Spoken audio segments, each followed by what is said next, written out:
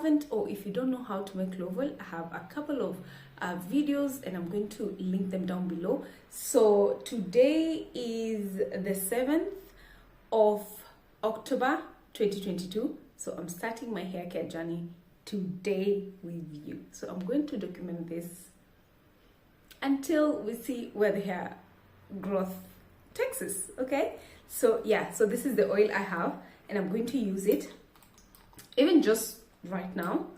So I'm going to take that, and then I just like to, and then I'll take a little bit more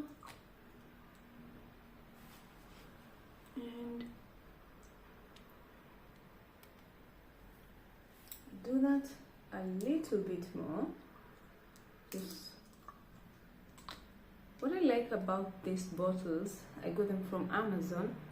You can actually make your oils, like oils that don't need, direct sunlight, like clove oil.